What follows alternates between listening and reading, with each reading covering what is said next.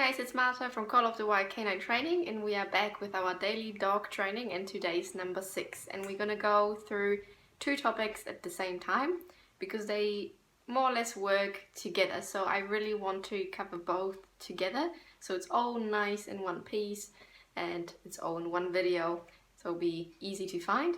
So we're gonna talk about rules for our dogs, as well as structure and boundaries, why they're so important, and then the balance between the fun stuff that we all enjoy and the rules and the boundaries, why there has to be a good balance between the two.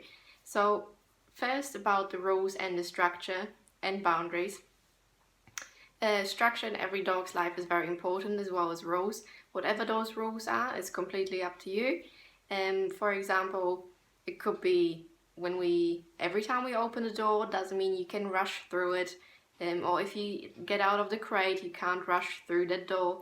When you are inside the house, you go into place. You don't walk around for no purpose whatsoever, just to walk around the house and follow the people everywhere.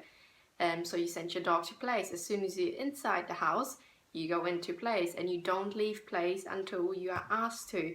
When we are outside, you behave. So you don't bark, don't growl, don't lunge at people, dogs, and so on. Why is it so important?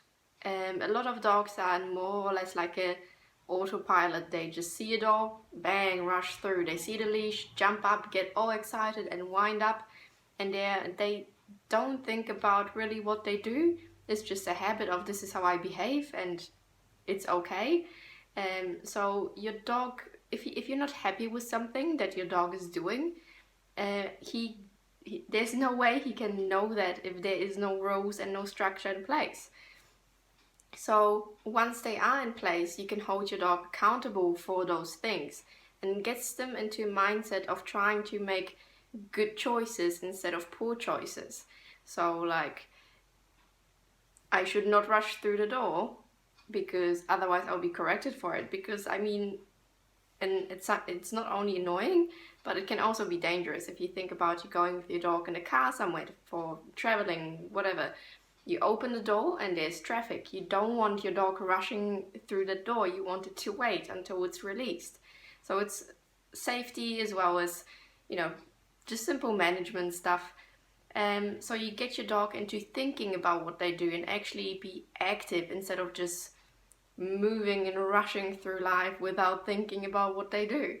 And the balance behind is like, we don't really like doing the structure and the rules part, but we enjoy doing the fun stuff with the dogs.